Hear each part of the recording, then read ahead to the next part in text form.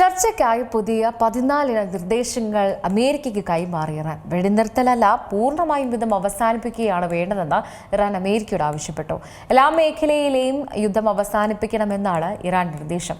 നേരത്തെ US നൽകിയ 9 നിർദ്ദേശങ്ങൾക്കുള്ള പ്രതികരണമായാണ് ഇറാന്റെ ഈ 14 നിർദ്ദേശങ്ങൾ. രമ്യ മുല്ലശ്ശേരി ചേരുന്നുണ്ട് കൂടുതൽ വിശദാംശങ്ങളുമായി. രമ്യ, 14 നിർദ്ദേശങ്ങളാണ് ഇറാൻ മുന്നോട്ട് വെച്ചിരിക്കുന്നത്. ഇതുമായി ബന്ധപ്പെട്ട് അമേരിക്ക ഈ നിർദ്ദേശങ്ങൾ പരിശോധിക്കുകയാണെന്ന് മനസ്സിലാകുന്നുണ്ട്. എന്താണ് ഈ പ്രധാനമായിട്ടും ഈ 14 നിർദ്ദേശത്തിൽ പറയുന്നത്?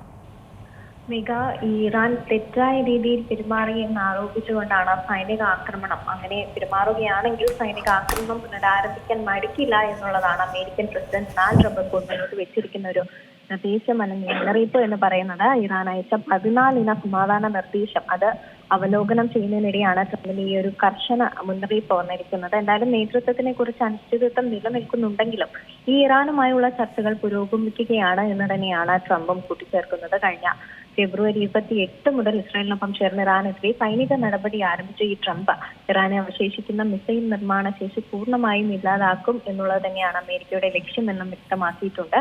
അവർ മോശമായി പെരുമാറുകയാണെങ്കിൽ ആക്രമണം തുടരാനുള്ള സാധ്യതയുണ്ട് എന്നാണ് ഇപ്പോൾ ഈ ഒരു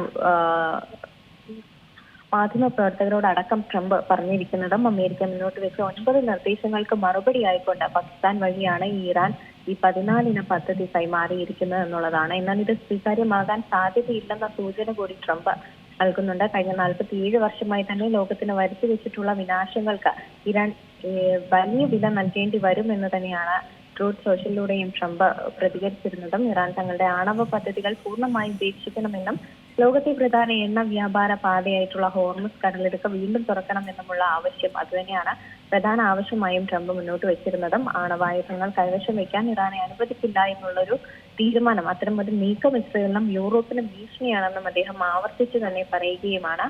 നിലവിൽ സാമ്പത്തികമായി തകർന്നിരിക്കുന്ന ഇറാൻ ഒരു കരാറിനായി ആഗ്രഹിക്കുന്നുണ്ടെങ്കിൽ പോലും അതിന് അവരുടെ നേതൃത്വത്തിലുള്ള അനിശ്ചിതത്വം ചർച്ചകളെ ബാധിക്കുന്നുണ്ട് എന്ന് തന്നെയാണ് ട്രംപും ഇപ്പോൾ പറയുന്നതും. അതേസമയം തന്നെ ഇസ്രായേൽ കപ്പലുകൾക്ക് സമ്പൂർണ്ണ വിലക്ക് ഏർപ്പെടുത്തുകയാണ്. ഹോർമുസ് കടലിടുക്കിലൂടെയുള്ള കപ്പൽ ഗതാഗതത്തിന്റെ മേൽനോട്ടം സംബന്ധിച്ച് കരട് നിയമനിർമ്മാണത്തിന് ഒരുങ്ങുകയാണ് ഇറാൻ പാർലമെന്റ് എന്നുള്ള വിവരം കൂടി ലഭിക്കുകയാണ്. ഇസ്രായേൽ കപ്പലുകൾക്ക് സമ്പൂർണ്ണ വിലക്ക് ഏർപ്പെടുത്തുന്നതാണ് ഈ ഒരു കരട് ബില്ലിലെ പ്രധാന വ്യവസ്ഥ എന്ന് പറയുന്നത്. യുദ്ധത്തിന്റെ നഷ്ടപരിഹാരം അത് നൽകിയാൽ മാത്രമേ അമേരിക്കയുടെ കപ്പലുകൾക്ക് അനുമതി നൽകുകയുള്ളൂ എന്നാണ് ഇറാനും പറയുന്നത്. മറ്റു രാജ്യങ്ങളുടെ കപ്പലുകൾക്ക് ഇറാൻ അനുമതിയോടെ ഹോർമുസ് കടക്കാം എന്നുള്ള ഒരു വിവരം കൂടി ലഭിക്കുന്നുണ്ട്. US-ഉമായുള്ള ചർച്ചകൾക്ക് പ്രേരിപ്പിക്കുന്നവർക്ക് ഇറാനെ ഇനിയും മനസ്സിലായിട്ടില്ല എന്ന് തന്നെയാണ് സർക്കാർ വക്താവും പറയുന്നത്. ആണവായുധ വ്യാപന നിരോധന ഉടമ്പടി, അതായത് NPT പാലിക്കാത്ത അമേരിക്കയുടേത് ഇരട്ടത്താപ്പാണ് എന്നുള്ളതാണ് ഇറാൻ പറയുന്നത്. അതേസമയം ഇറാന്റെ കാര്യത്തിൽ അമിത